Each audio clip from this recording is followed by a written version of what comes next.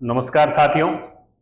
कक्षा 12 अंग्रेजी की जो ऑनलाइन क्लासेस चल रही है उसके अंदर मैं केवल शर्मा लेक्चरर इंग्लिश आपका स्वागत करता हूं। पिछले क्लास में हमने जो लॉस्ट स्प्रिंग अपना लेसन चल रहा है उसका पहला भाग जो साहेब वाला भाग है, सीमापुरी दिल्ली वाला भाग है, वो पूरा कर लिया था। और अब जो है वो इस पहले भाग के क्वेश्चन आंसर हम आज कर लेते हैं। तो इसमें मैंने बुक के क्वेश्चन भी शामिल किए हैं जो बीच में आए, और कुछ एक्स्ट्रा इंपॉर्टेंट क्वेश्चन जो एग्जाम की दृष्टि से इंपॉर्टेंट है, जो एग्जाम में प्राय पूछे जाते हैं, वो भी लिए।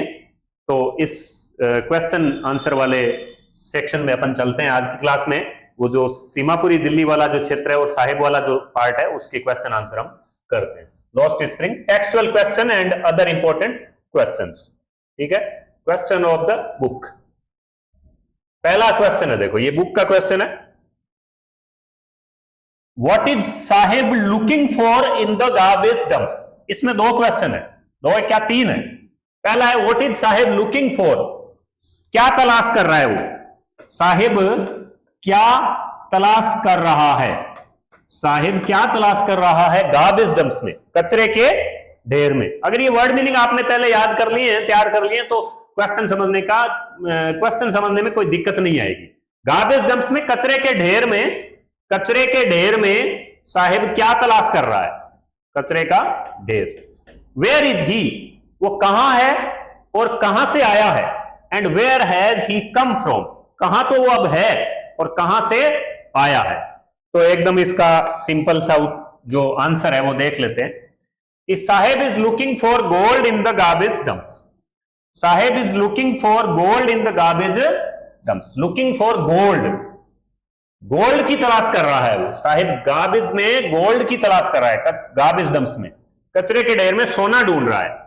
अब इस बात को समझाना पड़ेगा हमें, क्वेश्चन में समझाना पड़ेगा कि इसका मतलब क्या है। इट मीन्स, इसका मतलब है he is looking for valuable, valuable यानी कीमती, कीमती एंड यूजफुल और उपयोगी, वो कीमती और उपयोगी चीजें, वैल्यूबल थिंग्स, चीजें ढूंढ रहा है, चीजें ढूंढ रहा है। हीप्स यानी ढेर, कचरे के ढेर में उपयोगी और कीमती चीजें वो ढूंढ रहा है।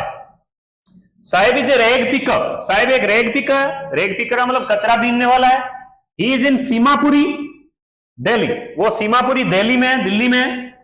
इज फैमिली, उसका परिवार, हैज कम यानी आया है, फ्रॉम ढाका बांग्लादेश, तो उसका परिवार ढाका बांग्लादेश से आया है। ये इसका आंसर हो गया। तो इसको आप आराम से लिख लें। मैं 1 मिनट के लिए, थोड़ी देर के लिए स्क्रीन से हट जाता हूं। आप चाहे तो इसका सीधा स्क्रीनशॉट ले सकते हैं, और आप चाहे तो वीडियो रोक के भी इसको लिख सकते हैं। देखो, स्क्रीनशॉट लेने के लिए भी आप जो है वो इसको ऐसे, ये क्वेश्चन आपकी बुक में है ही, पहले क्वेश्चन को लिख लेना, वरना पहले आप सीधा क्वेश्चन को लिख लेना। ये क्वेश्चन आपके सामने है, आराम से यहां से स्क्रीनशॉट लें या इसको रोक के लिख लें, और फिर ये इसका आंसर आपके सामने। इस आंसर को भी आप स्क्रीनशॉट लेके और या फिर वीडियो रोक के लिख लें। फिर आगे बढ़े, सेकंड क्वेश्चन। ठीक है, ये भी आप आराम से लिख सकते हैं। What explanations does the author offer for the children not wearing footwear?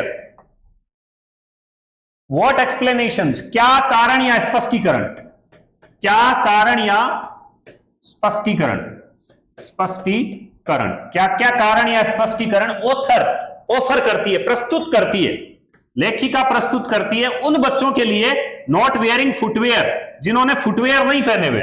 Footwear का मतलब आप जानते हैं, जूते चप्पल वगैरह, जूते चप्पल जिन्होंने नहीं पहने हुए, उनके लिए जो ऑथर है वो क्या कारण बताती है, क्या एक्सप्लेनेशन ऑफर करती है। तो हमने लेसन में पढ़ा था कि राइटर जो कहती है कि जो lake of, not lake of money, ऐसा बताया जाता है कि पैसे की कमी नहीं है। जो जिम्मेदार लोग हैं वो ये कहते हैं it is not lack of money but it is the tradition to stay barefoot, कि वो नंगे पांव रहने की उनकी परंपरा है, बेयरफुट रहने की उनकी परंपरा है। पर राइटर इस बात से सहमत नहीं है, और ये भी हमें भी पता है कि परंपरा थोड़ी होती है, परंपरा से कोई नंगे पांव थोड़ी रहता है। तो सीधा पूछा है कि ऑथर यानी जो राइटर है वो क्या कारण बताती है, पाठ में जो लेशन में जो कारण बताया वो अलग है। तो इसको समझ लें। द ऑथर सेज राइटर कहती है दैट वन एक्सप्लेनेशन, कि एक जो एक्सप्लेनेशन है, कारण है, वो प्रस्तुत किया जाता है, ऑफर किया जाता है, that it is not lack of money, कि ये पैसे की कमी नहीं, पैसे की कमी नहीं है, नॉट लैक ऑफ मनी, पैसे की कमी नहीं है, धन की कमी नहीं है, पैसे की कमी नहीं है, बट ट्रेडिशन है, ये परंपरा है, टू स्टे बेयरफुट, नंगे पांव रहने की इनकी परंपरा है। ये कारण बताया जाता है कि नंगे पांव रहने की एक परंपरा है इनकी, ऐसा ये कारण लेसन में बताया जाता है। But the author does not agree with it, लेकिन ऑथर जो है वो इस बात से अग्री नहीं कर रही, सहमत नहीं है वो, ये कारण है कि लैक ऑफ मनी है, ये कारण, इस बात से वो अग्री नहीं कर रही। According to her, according to the author, ये आप याद करें, बार बार ये आएगा हर बार। अकॉर्डिंग यानी के, अकॉर्डिंग टू यानी के अनुसार, के अनुसार, अकॉर्डिंग टू द ऑथर के अनुसार, द एक्चुअल रीजन, एक्चुअल यानी वास्तव में कारण क्या है, रीजन क्या है, of these children not wearing footwear, न पहनने का, फुटवेयर न पहनने का, is poverty.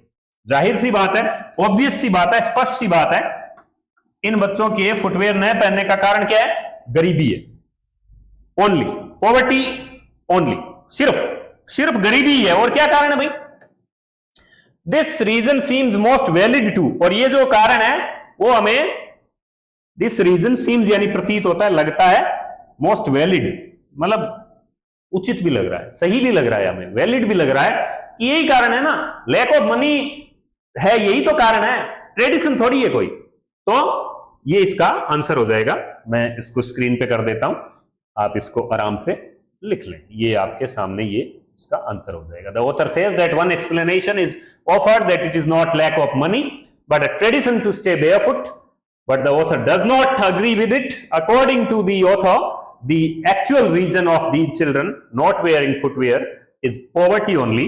This reason seems most valid too. ये स्क्रीन पे आपके कर दिया, आराम से आप इसको वीडियो रोक के भी लिख सकते हैं, और आप चाहे तो स्क्रीनशॉट लेके लिख सकते हैं, और आप चाहें तो इनकी पीडीएफ भी भेज दी जाएगी। अगला एकदम आसान सा क्वेश्चन है, देखो, is Saheb happy working at the tea stall. Last में जब इस पार्ट का जब पार्ट आता है, लास्ट भाग जो अंतिम भाग है, यानी अंतिम जो हिस्सा है, उसमें साहेब हमें चाय की दुकान पे, टी स्टॉल पे काम करता हुआ मिलता है। तो सीधा पूछ लिया इज ये हेल्पिंग वर्ब पहले लग गई, तो क्या बन गया इसका, यस नो टाइप वाला प्रश्न है। क्या साहेब खुश है चाय की दुकान पे काम करके, हैप्पी है? सीधी सी बात है, no, Saheb is not happy working at the tea stall. Saheb चाय की दुकान पे काम करके बिल्कुल भी खुश है नहीं है। क्यों खुश नहीं है?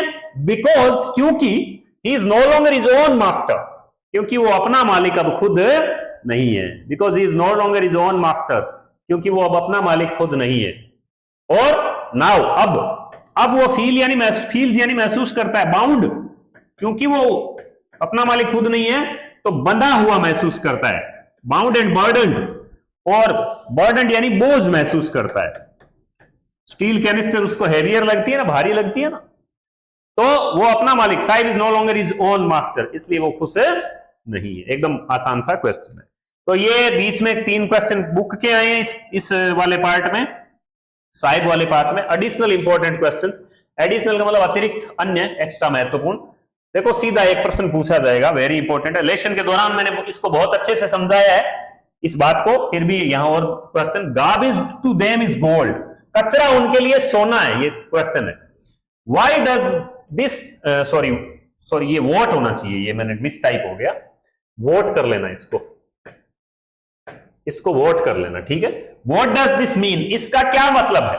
व्हाट डज दिस मीन, इसका क्या मतलब है, यानी इस लाइन का क्या मतलब है?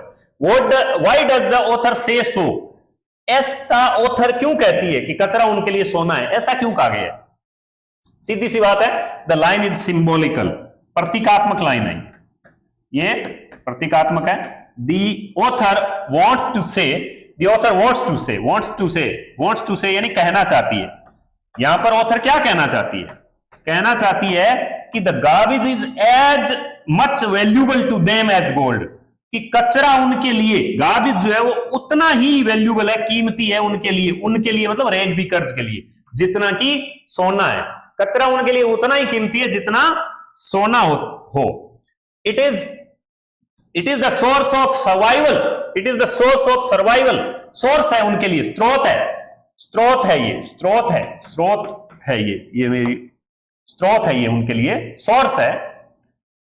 ठीक है, ये उनके लिए सोर्स है, सोर्स ऑफ सर्वाइवल आपको बताया ही जा चुका है, अस्तित्व बनाए रखने का, जीवन जीने का एक माध्यम है फॉर द रेग पिकर्स। क्या?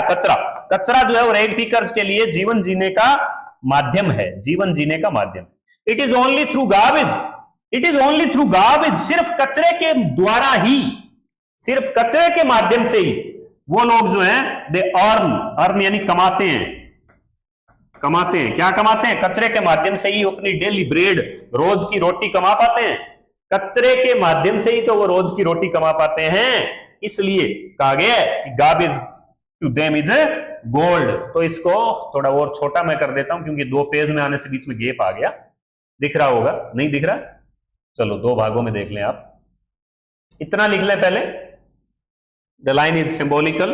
The author wants to say that garbage is as much valuable to them, ठीक है, it is as much valuable to them as gold. कचरा उनके लिए उतना ही कीमती है जितना सोना है। फिर it is लिख के और ये आगे वाला पार्ट आप यहां लिख लें, ये the source of survival for the rag pickers, ये कचरा उनके लिए सर्वाइवल का सोर्स है। It is only through garbage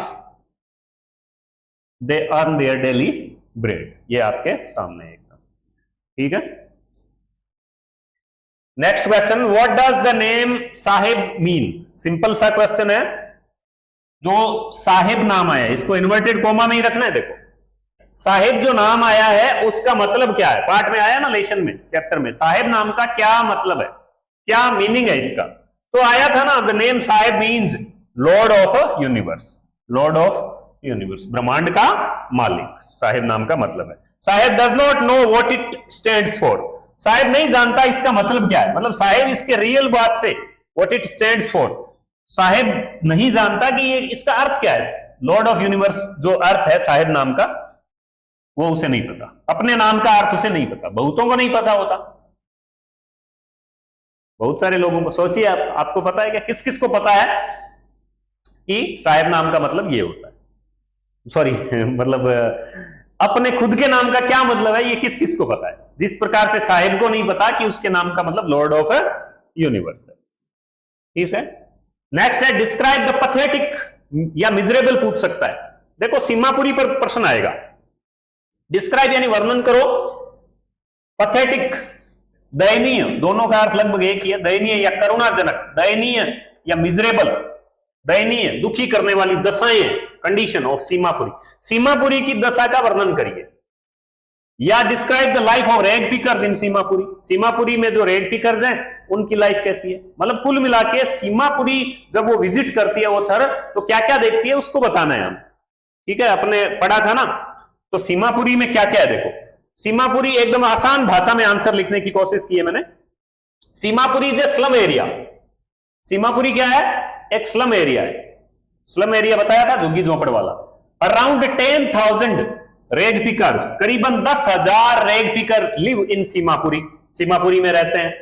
they came from Bangladesh इन 1971, कौन है वो लोग? वो 1971 में 1971 में बांग्लादेश से आए थे।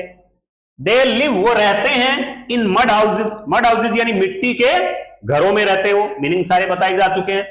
There is no basic facility, वहां पर कोई बेसिक फैसिलिटी, सामान्य सुविधा, आधारभूत सुविधा जैसे कि जैसे कि ड्रेनेज, जल निकासी, स्वीज, नालियां और रनिंग वाटर यानी पानी के नल वगैरह, वहां पर बेसिक फैसिलिटीज वहां पर नहीं है।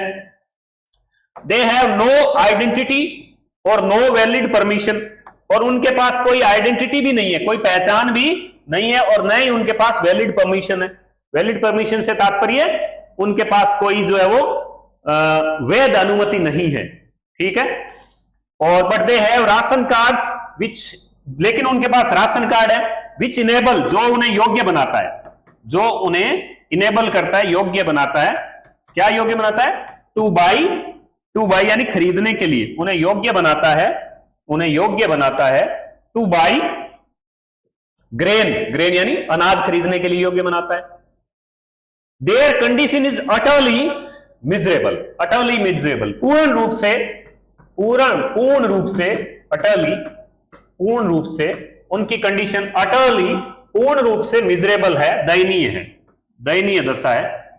दे आर एक्सट्रीमली पुअर, और ये लोग एक्सट्रीमली पुअर अत्यधिक ये लोग क्या है, अत्यधिक गरीब है। तो ये सीमापुरी की कंडीशन है। सीमापुरी का डिस्क्रिप्शन जो है वो एकदम आसान शब्दों में देने का कोशिश की है। ये स्क्रीन पे इतना भाग आप लिखे, ठीक है। पहले क्वेश्चन लिख लें, ये क्वेश्चन आपके सामने है। ये क्वेश्चन रहा, ये describe the pathetic miserable condition of Seemapuri, ये क्वेश्चन आपके सामने रहा। और डिस्क्राइब द लाइफ ऑफ रेग पिकर्स इन सीमापुरी, ये रहा। फिर आपके सामने ये आंसर रोक के लिखना पड़ेगा आपको, या स्क्रीनशॉट लेके। चलते वीडियो में इतना बड़ा आंसर आप नहीं लिख पाओगे क्योंकि वीडियो आगे चला जाएगा। तो ये आपके सामने जो है वो आंसर में हट जाता हूं। ये यहां से आप स्क्रीनशॉट ले लें, इसका रोक लें इसको यहां पर, और आराम से लिख लें इसको, है ना। आराम से लिखें इसको, और आराम से लिखने के बाद आगे बढ़े, देखते हैं। देखो ये इतना पार्ट जो है वो, इतना इसका हिस्सा और है, ये ठीक है। ये इतना हिस्सा भी आप इसको रोक कर लिख लें। ये जब पीडीएफ फाइल बनाते हैं तो पेज जो है वो कन्वर्ट करते हैं ना पीडीएफ में, तो ये फिर गैप आ जाता है बीच में, ये आता ही है। ये सीमापुरी इज ए प्लेस, अगला क्वेश्चन है, Seemapuri is a place on the periphery of Delhi eight miles away from it. Seemapuri Delhi की बाहरी सीमा पर स्थित एक स्थान है, दिल्ली की बाहरी सीमा पर स्थान है, फिर भी ये दिल्ली से मीलों दूर है, ऐसा कहा है। देखो इन्वर्टेड कोमा ली है, यानी इस प्रकार से जब आता है ना, तो यहां से लेकर ये जो पूरा भाग है, ये एक्चुअली यहां भी इन्वर्टेड कोमा होनी चाहिए थी। यहां से लेकर यहां तक ये पूरी लाइन कहां से उठाई गई है, लेसन में से उठाई गई है पूरी की पूरी। कि सीमापुरी एक ऐसा स्थान है जो पेरिफेरी ऑफ दिल्ली, दिल्ली की बाहरी सीमा पर है, फिर भी मीलों दूर है इससे। मेटाफोरिकली यानी प्रतीकात्मक रूप से। एक्सप्लेन दिस स्टेटमेंट यानी वक्तव्य स्टेटमेंट, बात। जो स्टेटमेंट है ये वक्तव्य, इस स्टेटमेंट को, इस बात को समझाइए। ये जो राइटर ने, ऑथर ने कहा ना, इस बात को समझाइए, ये जो बात आई है, इस बात का मतलब क्या है, ये समझाना है, बस सीधी सी बात है। क्वेश्चन आपके सामने, एक बार लिख लीजिएगा क्वेश्चन को आराम से पहले क्वेश्चन लिख लीजिए, फिर जो है वो आपके सामने ये आंसर आ जाएगा। ऑल दो यानी यद्यपि, देखो कैसे समझते हैं कि ऑल दो यद्यपि सीमापुरी इज लोकेटेड, यद्यपि ऑल दो, ऐसा होते हुए भी सीमापुरी लोकेटेड यानी स्थित है, यद्यपि सीमापुरी स्थित है ऑन दी आउटस्कर्ट यानी सीमा पर ऑफ दिल्ली की सीमा पर ही है, बाहरी सीमा पर ही है, येट फिर भी it is completely different from Delhi. बस बात यही है, कंप्लीटली यानी पूर्ण रूप से डिफरेंट है, अलग है। किससे? दिल्ली से बिल्कुल अलग है। दिल्ली की बाहरी सीमा पर होते हुए भी दिल्ली से बिल्कुल अलग है। कैसे अलग है? क्योंकि Delhi is the capital city of India. Delhi जो है वो इंडिया की कैपिटल सिटी है, राजधानी है। Delhi is a mega city with all kinds of glamour. Delhi तो एक मेगा सिटी है भाई, बड़ा शहर है, महानगर है। विद ऑल काइंड्स ऑफ यानी सब प्रकार की ग्लैमर, चकाचौंध, चमक दमक है ना दिल्ली के अंदर। बिल्डिंग्स, बड़ी बड़ी इमारतें, रिचनेस, बहुत ऐसे रिचनेस यानी अमीरी दिखती है हमें दिल्ली में जाते हैं तो। एंड मैनी मोर, और ऐसी बहुत सारी और भी चीजें हमें दिखाई देती है। ऑन दी अदर एंड का मतलब होता है दूसरी तरफ। ऑन दी अदर हैंड, दूसरी तरफ सीमापुरी इज डिवॉइड ऑफ यानी वंचित है। सीमापुरी तो वंचित है। किससे वंचित है? सीमापुरी वंचित है इवन बेसिक नीड्स, आवश्यकताएं, नीड्स यानी आवश्यकताएं, बेसिक जो नीड्स है ना, सामान्य आवश्यकताएं, आधारभूत आवश्यकताएं जो है उनसे भी वंचित है। दैट इज वाई, ये पीछे क्लासेस में मैंने बताया था, यही कारण है। That is why, that's why the author says, यही कारण है कि लेखिका कहती है that Seemapuri is miles away from Delhi, कि सीमापुरी मीलों दूर है, मीलों दूर है। तो ये आंसर आपके सामने, इसको भी आप लिख लें, देखो कैसे लिखेंगे, ये इसका उत्तर आपके एकदम सामने रहा, दिख रहा है आपको, आराम से दिख जाएगा, है ना। ये एक बार मैं साइड में कर देता हूं, ये कहां करें, देखो ये यहां कर देते हैं। अब देखो ये आपको सामने पूरा का पूरा आंसर आराम से दिखाई दे रहा है। इसको वीडियो रोक के लिख लें या फिर इसका स्क्रीनशॉट आप ले लें। आगे बढ़े, नेक्स्ट क्वेश्चन पे चलते हैं। How would you describe Sahib, character sketch of Sahib. बस ये आपको लेशन अच्छे से याद रह जाए, इसके लिए साहिब के बारे में पूछा जाता है। साहिब को कैसे डिस्क्राइब करेंगे, साहिब कैसा है, पढ़ा है ना अपन ने लेशन में, तो साहिब के बारे में बताइए। अनजान व्यक्ति को आपको बताना हो कि साहिब के बारे में आप क्या जानते हैं, साहिब के बारे में आप क्या जानते हैं। साहिब एक टीनेजर है, टीनेज में है वो, टीनेज जानते ही हो, किशोरावस्था। He is rag picker, he is a rag picker, वो एक रैग पिकर, एकदम आसान लैंग्वेज में लिखा है, ठीक है। ही रोम्स यानी भटकता है, विचरण करता है,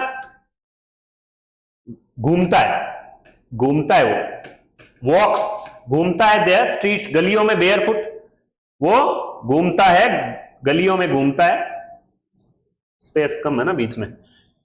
ही roams walks the street, roams ले लें या वॉक्स ले लें, द स्ट्रीट बेयरफुट, गलियों में घूमता है barefoot. He is very clever, वो बड़ा चतुर है ना, कैसे बात करता है वो, ही इज वेरी क्लेवर, बड़ा चतुर है। एंड टॉकेटिव, और टॉकेटिव है, बड़ा बातूनी है, बातें बहुत आती है उसको, बात में तो पीछे नहीं हटता वो, बड़ा बातूनी है। He likes the game of tennis, उसे टेनिस का खेल बड़ा पसंद है, आया था ना। He also wants to study, वो बेचारा पढ़ना भी चाहता है, उसे टेनिस का गेम, देखो बचपन में स्प्रिंग एज है ना, बसंत की एज है, वो पढ़ना चाहता है, स्टडी का मतलब अध्ययन करना चाहता है, पढ़ना चाहता है, स्टडी करना चाहता है, उसे गेम ऑफ टेनिस पसंद है। लेकिन इट इज पिटीफुल, पर ये दयनीय है, ये बड़ा करुणाजनक बात है, बड़ी दया की बात है, मतलब बड़ी दुख की बात है कि ये बच्चा, it is pitiful that he does not get the opportunity, उसको अपॉर्चुनिटी नहीं है, अवसर नहीं मिल पा रहा, मौका नहीं है भाई इसका, of doing any of these, इनमें से कुछ भी करने का, of doing any of these, इनमें से कुछ भी करने का उसके पास अवसर नहीं है। तो ये आपके सामने आंसर है, ये स्क्रीन पे आपके कर दिया गया है, इसको भी आप रोक के लिख लें, स्क्रीनशॉट भी ले सकते हैं, ठीक है। तो ये सारे क्वेश्चन आज के 7 क्वेश्चन जो पहले भाग में से हमने लिए, थोड़ा बड़ा लेसन है, इंपॉर्टेंट बातें मैंने सारी ले ली है, इसलिए क्वेश्चंस निर्माण करने में इन सब चीजों का ध्यान रखा गया है, क्वेश्चन फॉर्मेशन में सब ध्यान रखा गया है। और इन क्वेश्चंस को आप तैयार करने के बाद आपके इस जो फ्लेमिंगो बुक के जो ये लेसन्स है, इसमें से एक पैसेज आएगा, एक पैराग्राफ आएगा, जिसके अंदर से क्वेश्चन उठाए जाएंगे, नीचे क्वेश्चन दिए हुए होंगे। तो ये क्वेश्चन आप अगर अच्छे से तैयार कर लेंगे तो उन पैराग्राफ के क्वेश्चंस को भी आप अच्छे से उत्तर दे पाएंगे, अच्छे से आंसर कर पाएंगे, अच्छे से हल कर पाएंगे। और आपको ये क्लासेस कैसी लग रही है इसके बारे में बताना जरूर। और भी कोई जो 12वीं क्लास के जो स्टूडेंट्स हैं उन तक ये क्लासेस आप पहुंचाएं ताकि उनको भी फायदा हो सके। और लगातार हम इस कोर्स को पूरा करने की पूरी जो भरपूर कोशिश करेंगे, बहुत अच्छे से आपको ये सारी चीजें करवाएंगे। आप हम बने रहिएगा मेरे साथ। Thank you.